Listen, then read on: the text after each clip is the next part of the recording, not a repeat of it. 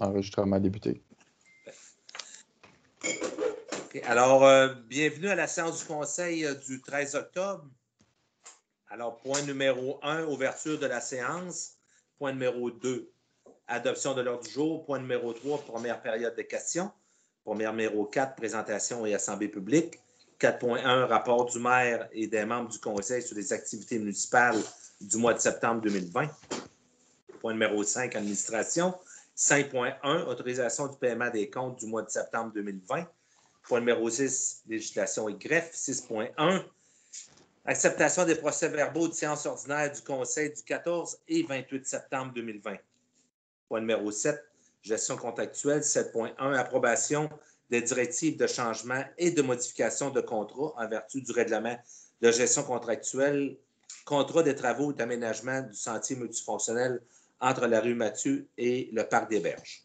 7.2, contrat de fourniture de luminaires de rue en DEL, correction au DEL, au service connexe.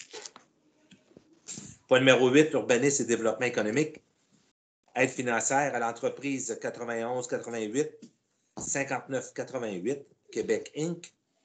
8.2, autorisation au directeur du service de l'urbanisme et du développement économique et aux inspecteurs municipaux pour émettre des constats d'infraction au nom de la ville. Point numéro 9, aucun point. Point numéro 10, autre sujet, 10.1, versement à l'organisme Laurent Les Merveilles des fonds déposés au cours des derniers mois dans la fontaine de la Fondation Lambert. Point numéro 11, deuxième période de questions. Point numéro 12, affaires nouvelles. Est-ce qu'on a des affaires nouvelles, monsieur le directeur général? Non, de mon côté, je n'ai pas d'affaires nouvelles. Moi non plus, de mon côté, j'en ai pas. OK. Du côté des conseillers? Je peux voir que c'est négatif. Alors, point numéro 13, le dépôt des documents. 13.1, liste de correspondance septembre 2020. Et point numéro 14, levée de la séance. Point numéro 1, ouverture de la séance. Alors, j'ai besoin d'un proposeur. René-Claude Pichette, je propose. Pichette, merci.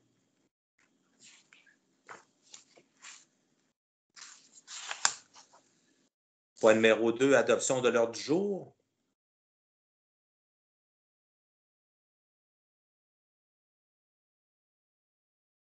Votre micro, M. Paquin. Serge Paquin, je propose. Merci.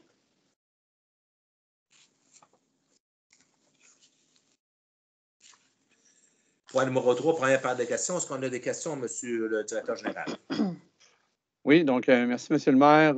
Évidemment, un retour en fonction des mesures en zone rouge, retour en vidéoconférence ce soir. Donc, on continue nos bonnes habitudes. Là. Les citoyens peuvent aller jusqu'à 15 heures dans la même journée, écrire à l'adresse prévue à cet effet, écrire des questions aux membres du conseil. On en a reçu une aujourd'hui venant de M. Jean-Guy Barbeau, demeurant sur la route 138 à Donnacona.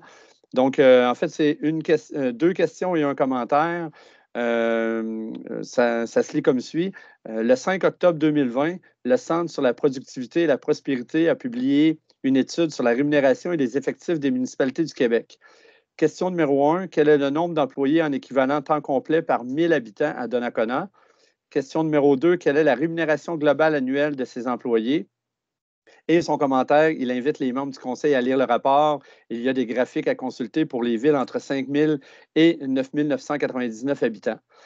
Donc, pour répondre partiellement à votre question, M. Barbeau, oui, en effet, on a pu recevoir copie là, de ce rapport. En fait, ce rapport-là est produit par les hautes études commerciales, les HEC, qui produisaient auparavant le fameux palmarès des municipalités qui a été aboli il y a déjà quelques années.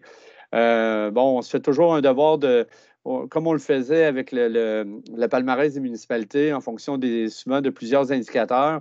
On se permettait de faire, à l'intérieur d'un des comités de travail, de décortiquer un peu ces rapports-là, de voir les comparatifs, de faire les comparaisons avec des municipalités de même taille. Évidemment, le palmarès des municipalités a été abandonné il y a quelques années parce que dans les villes des plus petites municipalités, en fait, des villes souvent de 10 000 habitants et moins, les proportions pouvaient aller dans toutes les directions.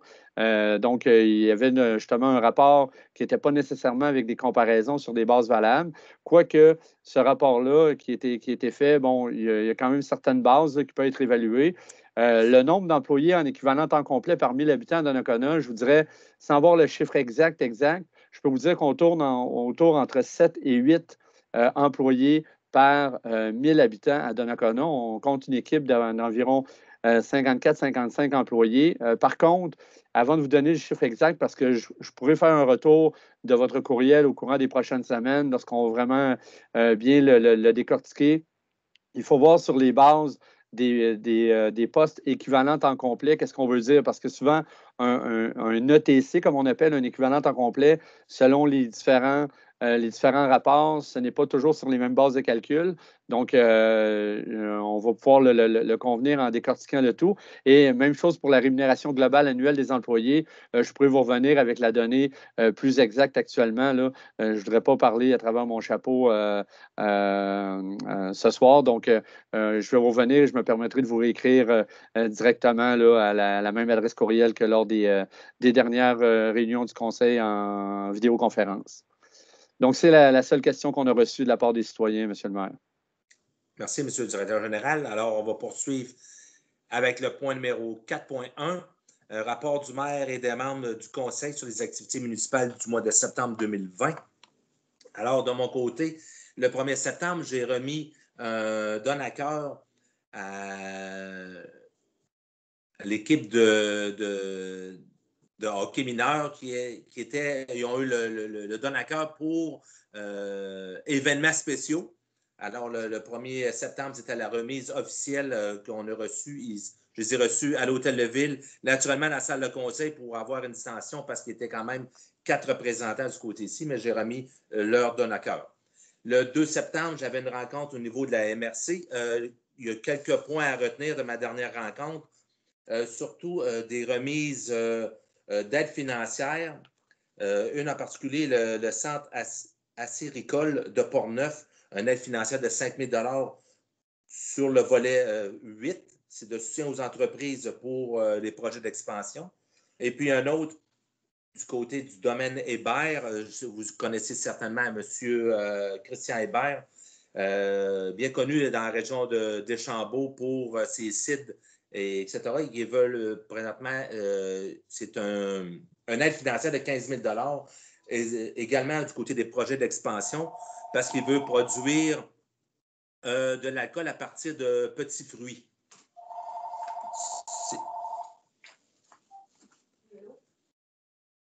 Après ça, le 3 septembre, j'ai eu une rencontre avec le premier ministre à Saint-Raymond.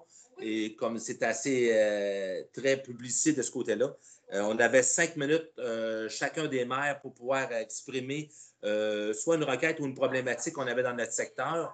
Alors, j'en ai profité pour parler au premier ministre, référence notre système, nos infrastructures en eau usée. Et puis, vous avez certainement vu c'est peut-être un hasard, mais je dirais que ça a certainement porté fruit dans les derniers jours. Le 4 septembre aussi, il y avait une annonce au Roquemont du côté d'une aide financière pour la vallée du Bras-du-Nord. Il y en a eu une en avant-midi, et ça, je vais laisser M. Pagé l'expliquer plus approfondi de ce côté-là. Après ça, j'étais le 15 septembre, j'avais une rencontre du côté de l'unité des sports loisirs de la Capitale-Nationale. Le 16 septembre, on avait une rencontre avec les dirigeants de Cap Santé. Surtout, c'était une rencontre avec le maire, la directrice générale et un conseiller.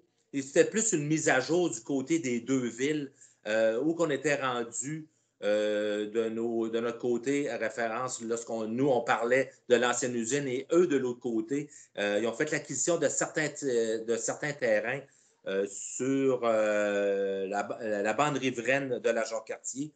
C'était une rencontre qui était due, si on pourrait dire, parce que ça fait plus de 3 ans qu'on n'avait pas eu une rencontre. Et puis, de mon côté, c'est une très bonne mise à jour qu'on a faite. De notre côté, j'étais présent naturellement. Il y avait M. Germain, directeur général. Il y avait Mme Sylvie Lambert, conseillère. Et puis, il y avait M. Benoît Filion qui était présent du côté de la ville, qui a apporté beaucoup à cette discussion. Le 18 septembre, on a eu une rencontre avec notre député de Portneuf, M. Vincent Caron, ici même à l'Hôtel de Ville. C'était une mise à jour de toutes nos... pas notre liste d'épicerie, mais pratiquement on attend souvent ce commentaire-là lorsqu'on rencontre soit le premier ministre ou notre député. C'était plus une mise à jour de tous les points, de tous les futurs projets qui s'en viennent ici à Donnacona, qui étaient très bien appréciés. Et d'ailleurs, M. Vincent Caron, il a pris ça, je crois, comme habitude, parce qu'il a demandé à tous ses maires de toute la MRC de lui produire une liste de projets ou de demandes qui pourraient mener dans les futures 2 prochaines années. Le 29 septembre, j'étais à l'annonce du Cap Santé du manoir Allsop qui était fait par le maire de Cap Santé, M. Michel Blackburn, en présence du préfet de la MRC, M. Bernard Godreau. C'était l'annonce du projet du manoir Allsop et qu'est-ce qui était rendu avec ce développement-là dans les prochaines années. Ils avaient certainement passé en avant du manoir, ils avaient vu des petits piquets rouges et c'est le futur centre d'accueil qu'il va avoir sur le site qui devrait être échelonné sur environ de 3 à 5 ans. On prévoit que le site devrait être ouvert en 2025. Le 22 septembre également, j'étais à l'unité des loisirs des sports Capitale Nationale, une autre rencontre. Et puis, le 29 septembre dernier, c'est la rencontre avec le CIBC. On a une rencontre avec eux, 2 représentants du CIBC. Et de notre côté, Mme Lambert était présente également, M. Germain. Et puis, on a eu une discussion de ce côté-là que lorsqu'on investissait $1 de la ville, le gouvernement investissait également $1 pour un futur fonds qu'on pouvait utiliser lorsqu'on pouvait, futur développement pour la bande riveraine du côté de la rivière Jacques-Cartier. Ceci complète mes rencontres du mois de septembre. Alors, de votre côté, M. Germain. Oui, donc merci beaucoup, M. le maire. Donc, au niveau du résumé de l'ensemble des services municipaux, tout d'abord, de mon côté, au niveau de la direction générale, on est rendu dans le dernier blitz de la fin d'année, donc c'est le suivi de tous les projets d'immobilisation, de développement pour 2020, mais en même temps, c'est toute la préparation budgétaire, autant pour la partie du budget des immobilisations que le budget des opérations. Au même titre que mes confrères et consoeurs, directeurs dans les différents services, c'est une grosse préparation budgétaire. De mon côté, j'ai été accompagné également par Maître Gignac. C'est la poursuite des négociations avec le syndicat des employés col bleu, col blanc de la ville de Donnacona pour le renouvellement de la convention collective. On ne peut passer sous silence, encore une fois, toutes les mesures. On suivait l'actualité de jour en jour, certaines journées d'heure en heure, et suivi des différents points de presse, des informations en lien avec la COVID-19, donc les impacts ici pour Donnacona, pour la MRC de Portneuf. On est tombé en zone rouge depuis samedi soir minuit. Donc, il y a eu plusieurs actions à faire, mais il y a eu quand même au courant du mois de septembre, on avait à faire des ajustements dans différents services et activités en lien avec ça. Et il y a eu la mise en place et le début du fonctionnement au courant du mois de septembre de nouvelles caméras de surveillance sur plusieurs sites. Donc, un nouveau système qu'on a maintenant accès de façon très conviviale pour maximiser la surveillance, être en mesure de pouvoir avoir des informations supplémentaires lorsque nous déposons des plaintes à la Sûreté du Québec dans certains dossiers, méfaits, vandalisme, nuisances, donc à certains lieux. Donc, on a pu commencer justement à vraiment bien utiliser cette plateforme-là au courant du mois de septembre. Évidemment, j'ai participé aux rencontres, comme M. le maire le disait tout à l'heure, que ce soit avec la CBJC, ou avec la Ville de Cap-Santé. Donc, j'ai pu participer à ces rencontres-là et également à celles avec Monsieur le député, évidemment. Au niveau du service du greffe, au courant du mois de septembre, bon, Maître Gignac a préparé évidemment tout le suivi des séances et l'organisation des séances des 14 et 28 septembre dernier. C'était le retour pour 2 séances en public. Donc, toutes les mesures qui allaient être mises en place, les plexiglas pour les membres du conseil, la caméra pour filmer le tout dans la salle du conseil, s'assurer là, que tout allait être mis en place pour accueillir les citoyens. Donc, et là, bon, on a dû revenir à l'ancienne méthode encore pour possiblement quelques séances. Donc, Maître Gignac a travaillé également sur 4 règlements, des règlements sur le contrôle animalier, sur le plan d'urbanisme, la dépense et l'emprunt pour procéder à l'acquisition d'un camion incendie, et également le règlement modifiant le RMU 2019 relatif à la sécurité et à la qualité de vie pour modifier le chapitre 3 de ce même règlement-là relatif aux animaux. Il y a eu quand même une réception de 6 demandes d'accès à l'information en septembre par Maître Gignac qui a dû faire le suivi nécessaire. Suivi de quelques dossiers juridiques, des analyses en gestion contractuelle et la révision du devis de l'achat du camion incendie, la révision du projet d'entente avec le commanditaire en titre pour le centre aquatique également. En plus de tout ça, Maître Gignac a participé les 15 et 16 septembre à une formation virtuelle de la COMAC, donc la Corporation des officiers municipaux, concernant la captation justement des séances municipales et les enjeux juridiques des captations et le suivi de plusieurs processus d'embauche, que ce soit les préposés à l'accueil du centre aquatique, des postes qui sont actuellement en affichage, préposés temporaires au service des loisirs, de la culture et de la vie communautaire également en processus d'affichage et un processus pour l'embauche de futurs pompiers également. Donc, tout ça au courant du mois de septembre. Au niveau du service des loisirs, bon, la poursuite de la mise en plan du développement du centre aquatique. Donc, en principe, là, bon, les travaux se poursuivent et nous, normalement, la mise en service devrait débuter à novembre. On a une mise en service de quelques semaines, donc le temps de bien former nos employés pour les opérations du centre aquatique et suivant les mesures qui seront édictées par la santé publique et le gouvernement, nous, l'objectif, c'est de l'ouvrir, le centre aquatique, en début janvier. Donc, on verra. La programmation est travaillée actuellement. Donc, il y aura des informations qui vont sortir sous peu, mais évidemment, tout ça en suivant en parallèle les mesures à mettre en place. Bon, il y avait tout le suivi des décisions prises en lien avec le déconfinement des différents plateaux ou le reconfinement maintenant de différents endroits. La mise en place des mesures pour les sports de glace, le démarrage de l'aréna. Donc, les activités de glace on a pu démarrer la confection de la glace à partir du 14-15 septembre.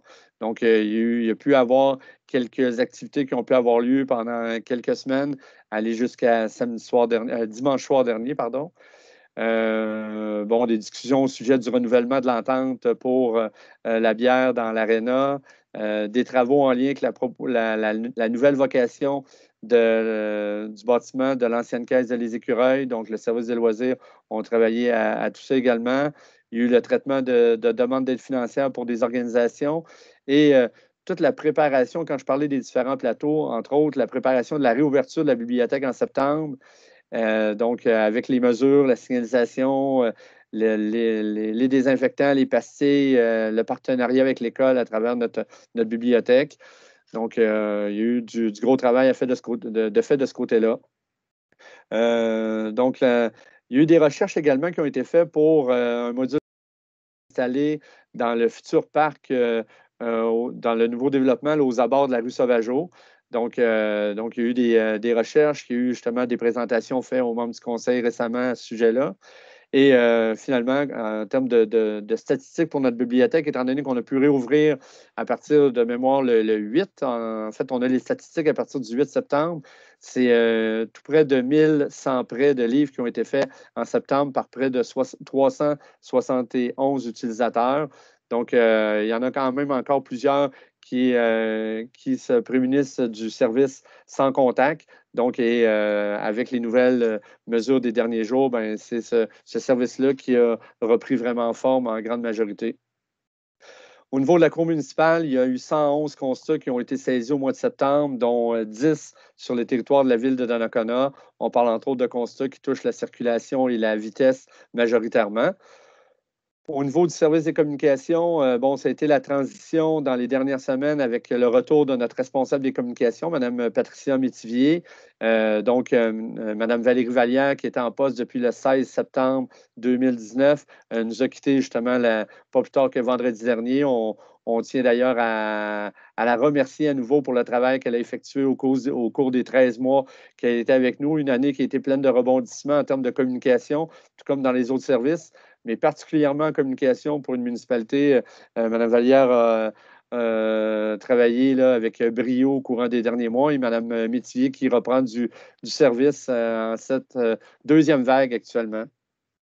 On est rendu à 3072 abonnés de notre page Facebook, donc on continue énormément à transmettre de l'information sur notre page Facebook. Donc, on vous invite encore, les citoyens, à pouvoir devenir membre et partager l'information également. C'est un moyen simple et très efficace.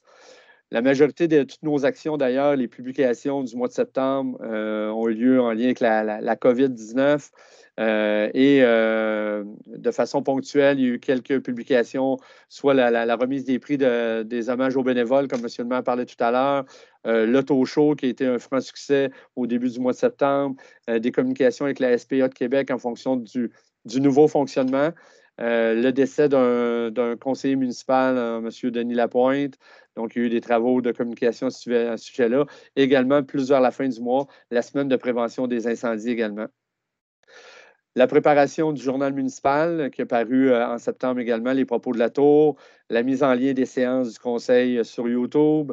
Voyez-vous, on conserve notre moyenne au-delà des 20 000 pages visionnées sur notre site Internet. On en a eu tout près de 21 200 pages qui ont été visionnées en septembre. Et on peut ajouter à ça toute la préparation des infolettres où on est rendu à 990 abonnés de l'infolette et également des alertes municipales là, pour différents volets. Donc, on est à 768 abonnés là, de l'alerte municipale actuellement. Au niveau du service d'administration, c'était le 4e versement du compte de taxes municipales, la préparation de l'opération budgétaire 2021, évidemment, la préparation de notre règlement de tarification qui s'en vient, là, qui va être adopté au même moment que le budget en décembre prochain. On a fait l'acquisition de postes informatiques tels que prévu au budget et Mme Alain a participé à des formations sur la norme NCA 540 révisée, également sur des audits, des estimations comptables et des informations afférentes, également sur le projet de loi numéro 48. Donc, ça fut des formations là, qui ont dû être suivies par Mme Alain au courant du mois de septembre. Il y a eu plusieurs suivis de réclamations générales, des dossiers d'arrêt de travail d'employés également qui ont dû être traités par l'administration au courant du mois de septembre. Au niveau de l'urbanisme et du développement économique, on est rendu à un total de 446 permis depuis le 1er janvier. Sur ça, c'est un total de 37 nouvelles constructions. Donc, la valeur des permis des 446, on parle de 15 133 222 $ depuis le 1er janvier. Donc, encore une fois, une excellente année, malgré tous les rebondissements qu'on connaît. Il y a eu une rencontre du CCU qui a été tenue le 17 septembre dernier, pardon. Et il y a eu des travaux qui ont été faits par M. Filion sur les amendements déposés à notre réglementation en urbanisme. Il y a des choses qui s'en viennent au courant des prochaines séances du conseil officiel. M. Fillon également a travaillé à la poursuite de toute l'analyse de notre contrat au sujet du contrôle animalier, plusieurs échanges avec la SPA, étant donné le nouveau contrat qui débutait, qui est en vigueur depuis le 1er octobre dernier, ça pour une durée de 4 ans et 4 mois, en fait, et suivi sur plusieurs projets résidentiels, commerciaux, industriels, des dossiers de plainte, d'infraction. M. Fillon et son équipe, nos inspecteurs, ont eu à travailler tout ça en septembre. Au niveau du service des travaux publics, je vous dirais qu'une portion de la main-d'œuvre a été attitrée au mois de septembre au projet d'amélioration de l'entrée de la ville. Donc, les citoyens ont pu voir là, au fil des semaines du mois de septembre le travail qui a grandement avancé, qui est maintenant terminé pour la phase 2020 de ces travaux-là. L'ensemble des travaux se sont très bien déroulés. Le résultat est vraiment plus que satisfaisant. Donc, et là, il y a même eu des plantations qui ont pu être faites là, dans les derniers jours. Donc, on a eu bon nombre d'effectifs qui ont travaillé à ce projet-là. La réparation d'un bris d'aqueduc est arrivée sur la route 138. La planification de l'achat des végétaux pour 2021. D'ailleurs, pas plus tard que ce soir, il y a une rencontre du comité d'embellissement à ce sujet-là. Et le début de la réalisation des sentiers dans le parc de la rue Sauvageau. Si vous avez eu l'occasion de vous promener dans ce secteur-là, vous allez pouvoir apparaître là, des sentiers. Donc, ça commence à prendre forme. Vous allez voir que ça va se poursuivre au courant des prochaines semaines. D'ici l'arrivée de la neige, on va poursuivre un petit peu les sentiers pour l'aménagement de tout le secteur. Il y a même des clôtures qui vont apparaître là, dans les prochaines semaines. Donc, pour la venue, entre autres, du module de jeu qu'on vous parlait tout à l'heure pour l'an 2021. Donc, nos mécaniciens ont été impliqués là, en septembre pour effectuer plusieurs réparations sur nos équipements et sur les véhicules du service incendie. Comme vous le savez, on a des inspections annuelles à passer. Donc, on avait des véhicules qui étaient programmés pour l'inspection à la fin septembre. Ils ont dû être inspectés convenablement avant leur inspection finale à la SAAQ et, selon les besoins, être réparés. Évidemment, bon, ça s'est bien passé et notre équipe de mécaniciens avance bien dans tous les entretiens préventifs en prévision de la préparation des équipements pour ce qui s'en vient dans les prochaines semaines, prochains mois, l'arrivée de la neige éventuellement. Au niveau du service de l'hygiène et des services techniques, donc, M. Paré, notre directeur, a suivi plusieurs travaux majeurs, participation à différentes réunions de chantier, dont le centre aquatique tire à sa fin, mais il y aura quand même, voyez-vous, cette semaine, une 23e réunion de chantier, les réfections des rues Sainte-Anne-la-Motte, la réfection de la rue Sauvageau, le centre communautaire pour adolescents, notre projet de réduction des débordements et ouvrages de surverse. Donc, ça a fait l'objet de plusieurs heures de travail de M. Paré en septembre. À travers ça, il y a eu la réparation et le colmatage d'une fuite importante au réservoir d'eau potable numéro 1. Contrairement à la fuite qu'on avait connue l'année dernière, cette année, elle a pu être pistée rapidement. Et lorsque les travaux de réparation, en fait, lorsque les plongeurs sont venus pour inspecter, ils ont pu trouver la fuite rapidement et la réparer rapidement. Donc, on était bien heureux du déroulement de la situation. On avait pu voir que depuis la mi-août, à peu près, on voyait qu'on avait une perte là, au réservoir d'eau potable numéro 1. Il y a eu le suivi de différents projets également, que ce soit la mise à jour de notre plan d'intervention prioritaire, l'analyse de vulnérabilité de notre source d'eau potable, la réfection du canal d'alimentation des trains de production à l'usine de filtration. Donc, ça aussi, ça a retenu quand même beaucoup l'attention de M. Paré. Et voyez-vous, il y a eu tout près de 94 000 mètres cubes d'eau qui ont été traités en septembre, avec un total de 142 mm de pluie qui nous est tombé dessus au courant du mois de septembre.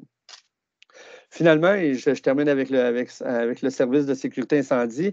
Donc, il y a eu une pratique des pompiers à laquelle 14 pompiers ont assisté avec des mesures de distanciation sociale très précises. Ça a eu lieu le 16 septembre. Il y a eu également une réunion des officiers qui a eu lieu le 8 septembre dernier. Et pendant le mois de septembre, il y a eu 11 sorties de notre service de sécurité incendie. Donc 4 pour des fausses alarmes, 2 pour vraiment des incendies, dont un plus majeur sur la rue Kernan à Donnacona le 21 septembre dernier, qui a mobilisé une bonne partie de notre brigade, entre autres, et on a eu également d'entraide de municipalités voisines. Et notre équipe des outils de désincarcération est quand même sortie à 5 reprises au courant du mois de septembre pour essentiellement des interventions sur l'autoroute 40, sur la route 138 à Cap-Santé ou sur la route 138 à Neuville, sur la 2e avenue à Portneuf et sur l'autoroute 40 du côté de Portneuf également. Donc, ça fait pas mal le tour. Je vous dirais que notre directeur et les officiers ont travaillé à la mise en place des équipes d'intervention pour répondre à certains codes d'appel d'urgence à la centrale 911. Donc, c'est un souhait de travailler en ce sens-là. Et là, il y a eu ça a été établi que pour différents codes d'alarme, bien, maintenant, c'est des équipes d'intervention et non pas l'ensemble de la brigade qui vont recevoir les appels. Donc, c'est mis en branle à partir de maintenant, là. Donc, il y a eu du bon travail de ce côté-là. Et évidemment, c'est le suivi de nos actions en lien avec les risques pour l'année 2020, quoique on a connu une année particulière avec la COVID, mais on a quand même des actions à respecter. Et entre autres, là, il va y avoir la visite de certains membres de notre service de sécurité incendie pour faire la contre-inspection d'une trentaine de citoyens qui ont répondu à l'appel de compléter leur fiche d'auto-inspection pour, entre autres, les avertisseurs de fumée, les instincteurs. Donc, ça va se faire là, au courant du mois de octobre-novembre, là. Donc, voilà, ça résume en bonne partie là, les activités, le résumé des activités essentielles de nos différents services pour le mois de septembre. Merci, M. Germain. En passant à une bonne décision du côté d'incendie de sortir seulement qu'une partie de son effectif et non au complet. Ça, j'approuve à 100%. Alors, Mme Pichette, de votre côté? Oui, bonsoir. Je voudrais juste transmettre une information, en fait, qu'on a reçue la semaine dernière, je pense, au niveau de la Chambre de commerce de l'Est de Portneuf. J'avais déjà mentionné là, dans les dernières semaines que la Chambre de commerce est très active, puis c'est encore le cas. Beaucoup de formations, beaucoup d'informations également qui sont transmises aux membres. Et aux 2 ans, en fait, il y a un souper gastronomique de la Chambre de commerce qui a lieu en novembre. Donc, c'est pas exclu, pas du tout. En fait, là, c'est prévu, en fait, qu'il va y avoir le souper gastronomique encore cette année. Ça va être au mois de décembre, par contre. Et ce qui est planifié, bien, selon les conditions là, sanitaires qui seront en vigueur à ce moment-là. Mais il pourrait, soit ça pourrait se passer virtuellement, ou soit peut-être avoir une salle là, avec des tables là, distancées. Mais bon, pour l'instant, ça semble être plus de façon virtuelle.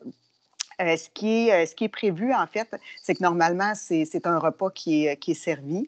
Et cette année, ce qui serait prévu, c'est pour offrir la visibilité aux membres de la Chambre de commerce, soit les restaurateurs et les traiteurs, c'est de faire une boîte gastronomique pour le souper. Donc, l'organisation semble très bien aller, puis ça va avoir lieu en décembre. Donc, ça serait tout pour moi. Parfait. Merci, Mme Pichette. Alors, on va aller du côté du siège numéro 2, M. Paquin. Merci, M. le maire. Donc, moi, en ce qui me concerne, j'ai assisté au conseil d'administration, à la réunion du conseil d'administration de la Régie de gestion des matières résiduelles de Portneuf, le 17 septembre dernier. On a adopté plusieurs résolutions sur des sujets récurrents, donc tels que les comptes fournisseurs, les comptes clients. Donc, de ce côté-là, tout est sous contrôle. Le rapport budgétaire également. Dans le cas du rapport budgétaire, j'attire votre attention, entre autres, sur un des postes, c'est les voyages spéciaux, où on est rendu à 84 de ce qu'on avait budgété.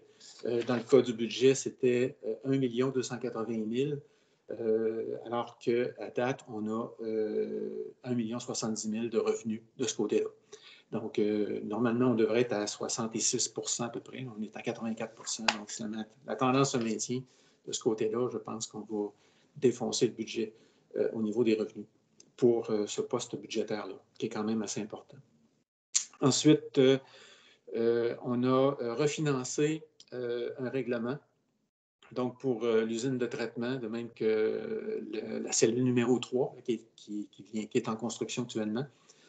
Et on a aussi reçu les résultats des soumissions pour les fondations du dôme pour le transbordement des matières organiques. Donc, vous saviez qu'il y a un dôme qui va être construit. Il y a un projet de construction d'un dôme pour le transbordement des matières organiques que l'on reçoit, c'est-à-dire les bacs bruns. Toutes les matières sont transbordées à un autre endroit qu'à la MRC pour les traiter. Donc, en ce qui concerne les fondations, la soumission sortait à 169 562 alors qu'on avait budgété autour de 110 000 $. Donc, on a refusé la soumission en tant que telle pour finalement retourner en appel d'offres éventuellement après avoir fait des modifications au plan de telle sorte qu'on respecte le budget. Donc, on a aussi autorisé l'achat d'un camion-tracteur pour la collecte des encombrants. On a également autorisé l'achat de 10, pas l'achat, mais la location de 10 camions pour la collecte des matières résiduelles à partir de l'année 2022. Donc, les camions devront être livrés d'ici les 13 prochains mois pour pouvoir faire cette opération-là que la Régie prend entièrement sur sa responsabilité maintenant. Donc, d'ailleurs, il y a un article dans le Courrier de Portneuf cette semaine à cet effet-là. Donc, je vous invite, pour ceux qui s'intéressent, à en prendre connaissance, ce que je ferai moi-même aussi dès que j'en aurai l'occasion. Et ensuite, nous avons aussi fait une demande de subvention dans le cadre du programme de soutien à la modernisation des centres de tri. Donc, c'est une subvention d'autour de 100 000 $ qui pourrait être obtenue pour améliorer notre centre de tri en tant que tel. Ensuite, en ce qui concerne nos différentes assemblées, elles vont continuer de se tenir via vidéoconférence, comme on l'a fait jusqu'à présent, de telle sorte que les 24 participants puissent communiquer convenablement lors des assemblées de la Régie.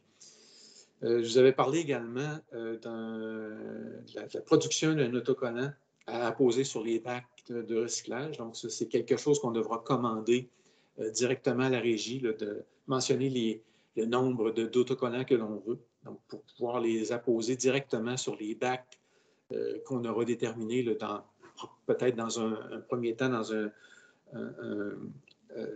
dirais un projet pilote. Donc, mais tous les nouveaux bacs qui vont être ajoutés, soit pour ceux qui sont remplacés parce qu'ils étaient brisés ou encore les nouvelles constructions, eux vont comporter ces autocollants-là. Je vous invite également à prendre connaissance, c'est une invitation que je lance à toute la population, donc une excellente vidéo qui a été faite sur la construction de la cellule numéro 3.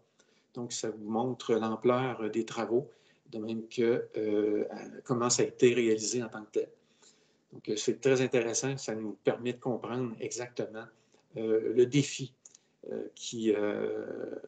que doit surmonter la Régie en tant que telle pour ce type de travaux. De même que je vous rappelle qu'il y en a 7 en tout et partout qui seront construites. Il y en a déjà 3 de construits. Donc, la 3e qui va commencer à être utilisée. Donc, c'est pour une période de 35 ans. Et si tout va bien, on devrait largement dépasser cette période-là, compte tenu des efforts que toute la population fait dans la MRC de Portneuf, de même que les autres municipalités membres de la Régie, pour faire la collecte convenablement, donc des matières résiduelles. Donc, c'était ma réunion le 17, la prochaine est cette semaine, le 15 octobre, et entre autres, d'ici, non pas la prochaine, mais l'autre, la suivante, c'est le budget 2021 qui devrait être présenté par la Régie en tant que telle. Donc, c'est tout pour moi. Merci, M. Paquin. Alors, maintenant, on va passer à M. Pagé. J'aimerais avant m'excuser, M. Pagé, j'ai omis de vous mentionner que vous étiez présent lors de la réunion du 16 septembre avec la direction de Cap Santé. J'ai mêlé avec Mme Lambert. Excusez, de ce côté-là. À vous, M. Pagé. Je suis bien frustré. Merci, M. le maire. Vendredi, le 4 septembre, j'ai assisté à une conférence de presse au quai de Portneuf. C'était Mme Guilbeault et M. Caron qui sont venus nous annoncer une subvention de 115 000 $ pour le beau projet Promenade du fleuve qui relie les 5 municipalités riveraines. Tous les représentants étaient là, toutes les municipalités. C'était un beau projet. C'est gros. Ils veulent débuter ça en 2021. Mme Guilbeault a mis la pression sur la MRC pour que ça débute en 2021. Fait que Mme Poirier a dit qu'elle serait capable. Le 8 septembre, j'ai eu une rencontre avec SINAF, un conseil d'administration.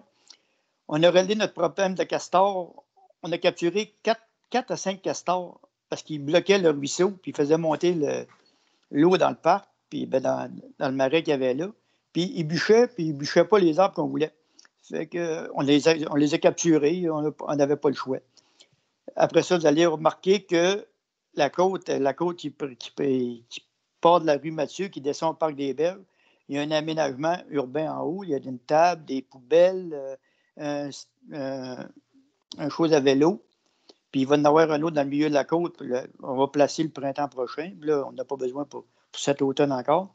Mais tout va être ramassé avant l'hiver pour pas que ce soit brisé par la neige cet hiver. Fait qu'ils vont ramasser les ameublements urbains. Après ça, l'aménagement, le sentier, la passerelle du long de la rivière Jacques-Cartier, le sentier millénaire. La passerelle est démantelée à 80% à peu près, il n'en reste pas beaucoup. On remercie les loisirs qui sont venus travailler. On a eu la main-d'œuvre des loisirs, prêter les loisirs pour être capable d'avancer parce que c'est une job très ardue. Puis c'est dangereux, c'est sur le bord de la rivière, puis il faut faire attention. Mercredi le 16, j'ai eu une rencontre pour le parc linéaire avec la municipalité de Cap-Santé, que M. le maire a parlé tantôt, puis M. Germain aussi, les choses du parc linéaire à propos du manoir Alsop. Le mardi, le 22, j'ai eu une rencontre du comité d'embellissement. Comme vous avez pu constater, l'aménagement de l'entrée de la ville est terminé. Il reste que la plantation à faire. Il y a des petits arbres, des rosiers qui vont être plantés encore. Il reste cet automne. Mais là, le printemps prochain, il va y avoir dans tous ces beaux agencements-là, il va y avoir des fleurs, il va y avoir des vivaces, puis il va y avoir des annuelles. Puis ça va être très joli avec les motifs qu'il y a là. Ça devrait être super beau. Fait que c'est pas mal tout. Bon, puis c'est vraiment en venant au Parc des Berges. Le Parc des Berges, le pavillon et le kiosque sont fermés, mais les sentiers sont tout le temps ouverts. On peut se promener dans un sentier quand même, mais le pavillon est fermé, puis pour la cause de la pandémie. Là. Fait que c'est pas mal tout ça. Merci, c'est tout pour moi. Merci, M. Pagé. Oui, je peux vous garantir que les sentiers étaient très utilisés en fin de semaine, surtout dimanche. Il y avait beaucoup de personnes qui étaient visiter notre parc des Berges. Alors, à vous, Mme Lambert, de votre côté. Oui, merci, M. le maire. Donc, bonsoir. Pour moi, le mois de septembre a été quand même assez chargé. Les 1er et 2 septembre, on a passé des entrevues pour le centre aquatique avec Mme Trudel, qui est la coordonnatrice du centre aquatique, et M. Bussière, qui est le directeur des loisirs. Le 16, j'ai participé au tournoi de golf de la Chambre de commerce qui se déroulait au Grand Port-Neuf à Pont-Rouge, à Saint-Basile, pardon. Le 21, j'ai eu le CA des Jardins Lambert. Tout va rondement pour les Jardins Lambert, tout va bien. On est toujours en attente de pouvoir rejoindre le groupe de l'OMHGP. Et donc, le prochain CA sera en décembre. Le 23, j'ai eu le CA de l'OMHGP, puis lui aussi, le prochain CA sera en décembre. Ce que je peux dire de l'OMHGP, ça tourne rondement aussi. Je peux vous dire qu'on a, dans tout le comté, l'OMHGP a 600 portes en logement social, dont 114 sont à Donnacona. Donc, on a quand même beaucoup de gens chez nous qui sont auxquels on facilite la vie pour le logement social. Et le 29, comme M. le maire et M. Germain le disaient tout à l'heure, la rencontre avec la Corporation du bassin de la Jacques-Cartier, donc avec le président, M. Claude Sauvé et M. Jonathan Ricard. Et le soir, j'ai participé aussi à l'Assemblée générale annuelle de la Corporation du bassin de la Jacques-Cartier.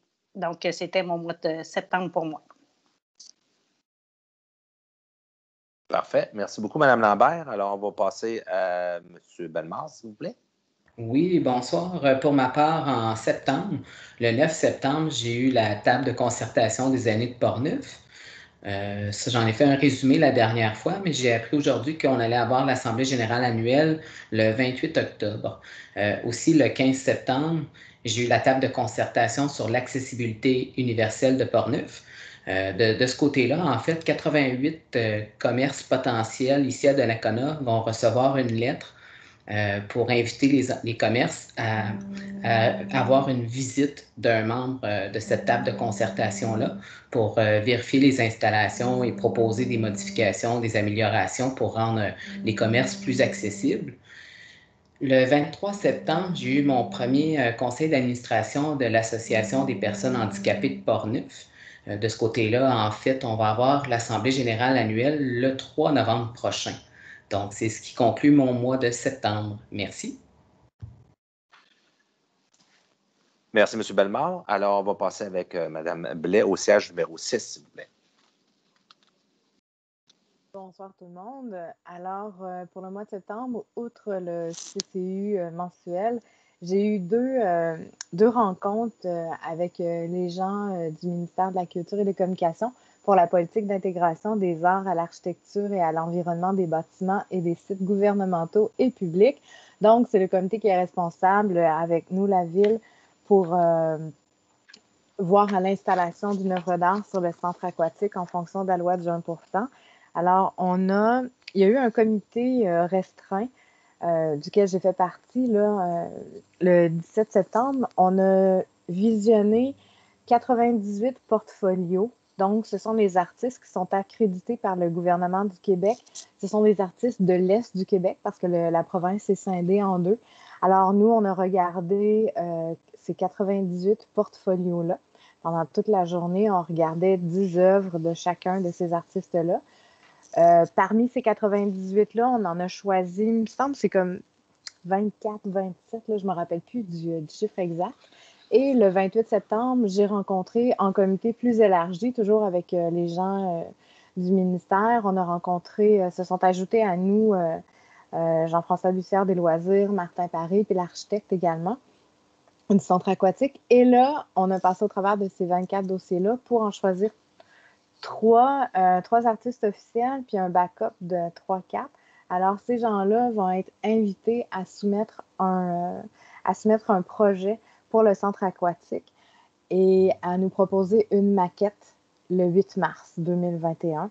Alors, voilà, c'est la prochaine étape. Là, on va se rencontrer le 8 mars et on va choisir parmi ces 3 maquettes-là l'œuvre d'art qui sera installée sur soit le mur du côté et ou le mur arrière du centre aquatique. Et ben voilà, en gros, c'est ça. Et le 30 septembre, j'ai participé à une formation de l'UMQ sur le budget municipal. C'est vraiment une excellente formation, très intéressante, qui m'a donné des idées dont j'en ai fait part quelques-unes là, à M. le maire puis à M. Germain. On va en parler là, quand on sera rendu à préparer notre budget. C'est une formation qui était donnée par un planificateur de chez Raymond Chabon Grant Thornton. Alors voilà, ça résume mon mois de septembre. Merci, Mme Blais. Alors, on va passer au point numéro 5, 5.1. Autorisation du paiement de comptes du mois de septembre 2020. Alors, vous avez pris connaissance de toutes les comptes du mois de septembre 2020. Alors, j'aurai besoin d'un proposeur. Jean-Pierre Pagé propose. Merci, M. Pagé. Est-ce qu'il y en a qui sont contre? Ceci conclut les points numéro 5. Point numéro 6, législation greffe. 6.1, acceptation des procès-verbaux des séances ordinaires du Conseil tenues les 14 et 28 septembre. Maître Gignac, de votre côté. Donc, comme à chaque première séance du mois, donc c'est simplement l'approbation par le Conseil des procès-verbaux des séances du mois de septembre, donc le 14 et le 28 septembre. Donc, vous aviez dans vos documents là, les procès-verbaux de ces 2 séances. Merci. Alors, un proposeur? Sylvie Lambert, je propose. Parfait. Merci, Mme Lambert. On va passer au point numéro 7. 7.1, approbation de directives de changement et de modification de contrats en vertu du règlement de gestion contractuelle, contrat de travaux d'aménagement du sentier multifonctionnel entre la rue Mathieu et le Parc des Berges. Alors, Monsieur le directeur général, si vous pouvez bien l'expliquer, ce point. Oui, donc évidemment, considérant le règlement de gestion contractuelle de la Ville qui est adopté en vertu de l'article 573.3.1.2 de la loi sur les cités et villes, considérant que le Conseil a pris connaissance des rapports du comité qui a été formé en vertu de l'article 9.1 du règlement.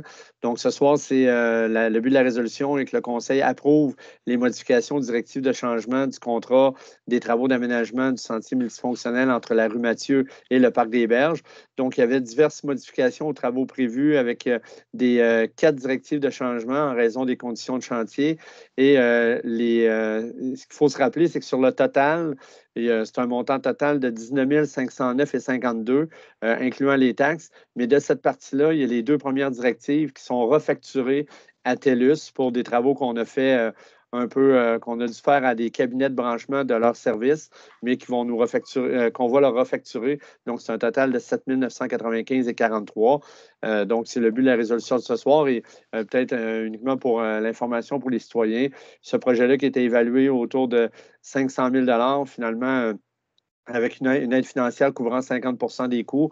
On va être plus autour du 300 000 une fois avec toutes les directives de changement inclus, donc avec une aide financière de 150 000. Donc, c'est quand même un montant quand même assez substantiel en deçà de ce qui avait été budgété. Parfait. Merci. Alors, j'ai besoin d'un proposeur. Francis Bellemare, je propose. Parfait. M. Bellemare, est-ce qu'il y en a qui sont contre? Pour ça. Alors, le point 7.2, contrat de fourniture de luminaires de rue au DEL au service connexe. Alors, l'article 29.9 de la loi sur les cités et villes prévoit qu'une municipalité peut conclure avec la Fédération québécoise des municipalités, soit le FQM, une entente ayant pour but l'achat de matériel ou de matériaux, l'exécution de travaux et l'octroi d'un contrat d'assurance sur la fourniture de services par les FQM au nom de la ville.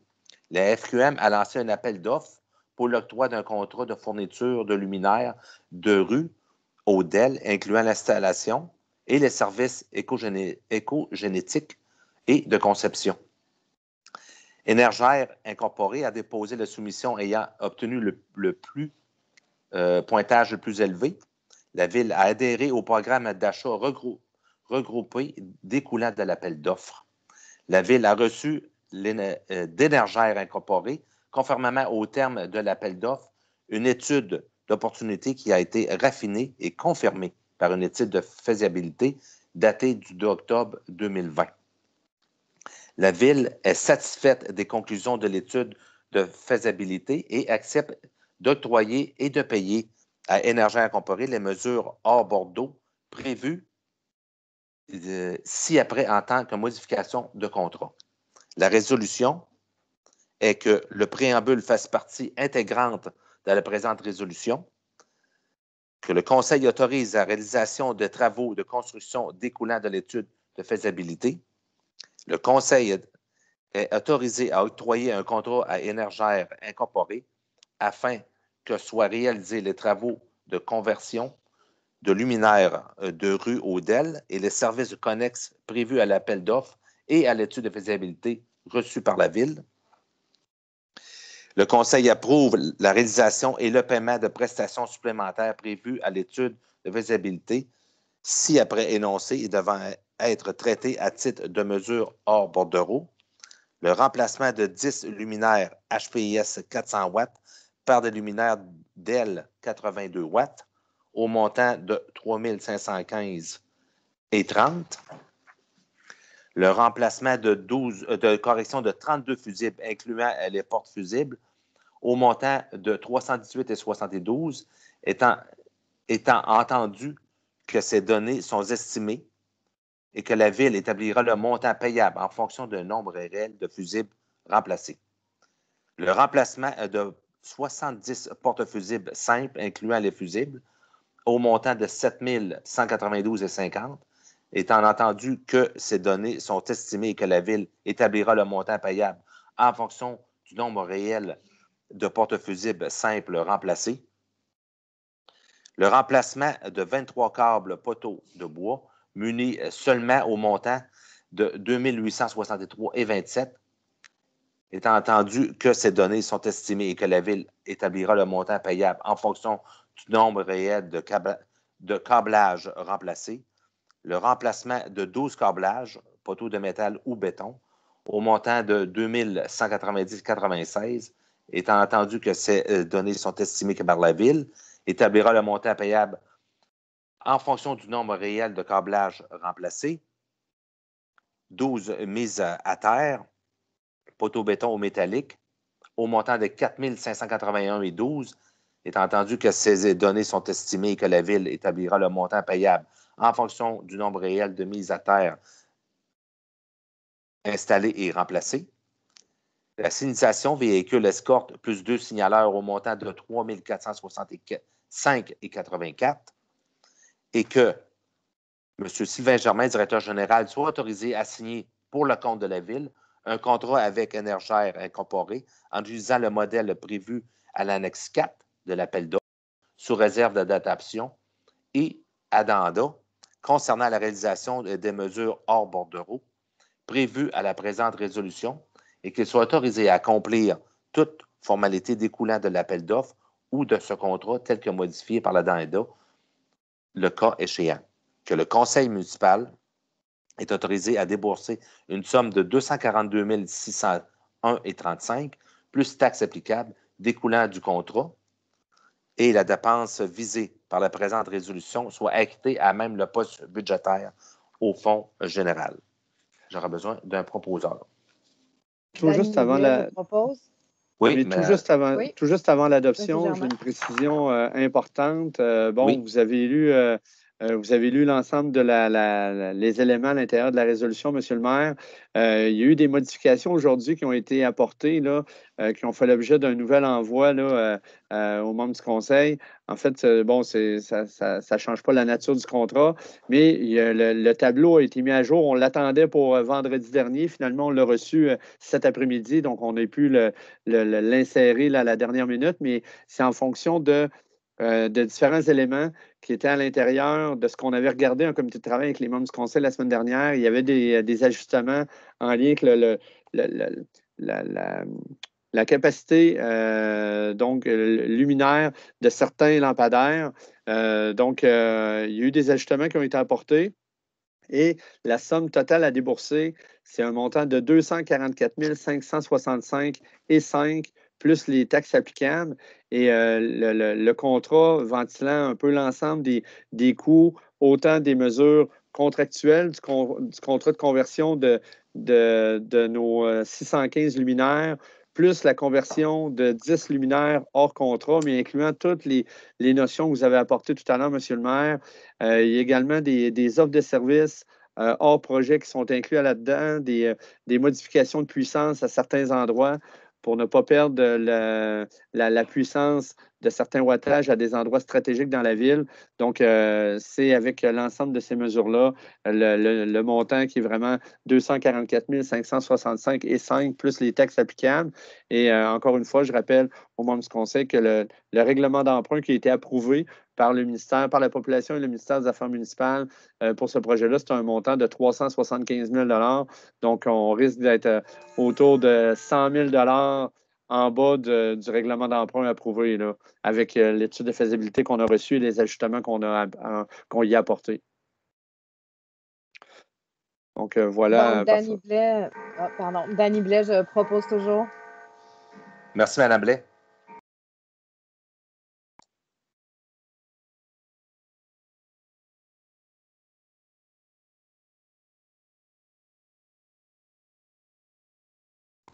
Sonic.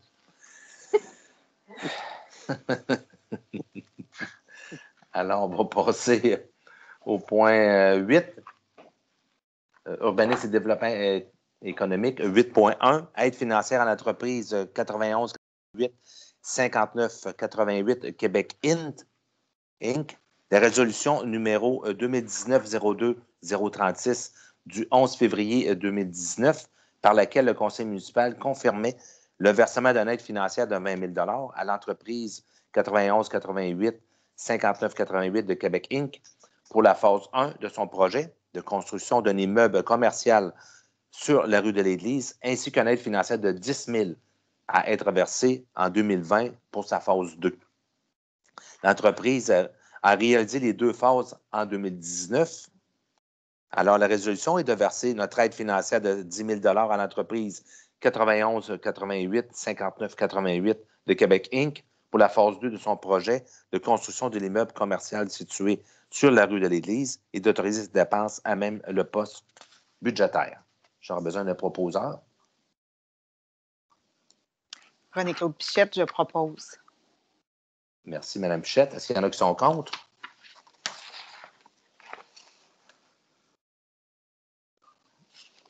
Le 8.2, autorisation au directeur du service de l'urbanisme et du développement économique et aux inspecteurs municipaux pour émettre des constats d'infraction au nom de la Ville. Il est nécessaire que le directeur du service de l'urbanisme et du développement économique et les inspecteurs municipaux soient autorisés de façon générale à émettre des constats d'infraction au nom de la Ville pour tout règlement applicable sur le territoire de la Ville de Donnacona. Il est approprié d'adopter une nouvelle résolution d'autorisation générale pour désigner les personnes autorisées à émettre des constats d'infraction au nom de la Ville. La résolution est que le conseil municipal autorise le directeur du service de l'urbanisme et du développement économique, ainsi que les inspecteurs municipaux, pour émettre au nom de la Ville des constats d'infraction pour tout règlement applicable sur le territoire de la Ville de Donnacona. Alors, j'aurai besoin d'un proposeur. Serge Paquin, je propose. M. Paquin, merci. Est-ce qu'il y en a qui sont contre?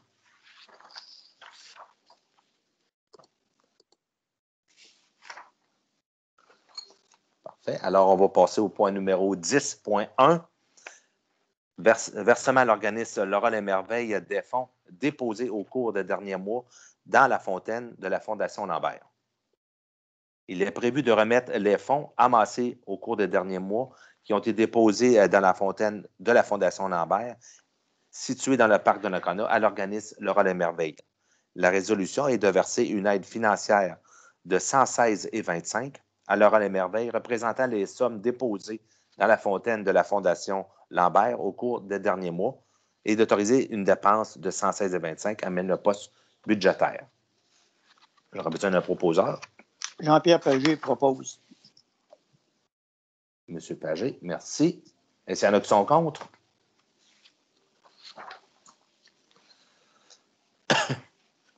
Alors, deuxième période de questions. On n'avait pas d'autres questions, M. Germain? Non, pas d'autres questions pour la séance de ce soir. Parfait. Alors, on va passer au point numéro 13, dépôt des documents, liste de correspondance, ce qui est fait. Alors, au point numéro 14, j'aurais besoin d'un proposeur pour la levée de la séance. Sylvie Lambert, je propose. Madame Lambert. Merci. Alors, ceci conclut notre séance de conseil du 13 octobre 2020. Merci et bonne soirée à tous. Bonsoir.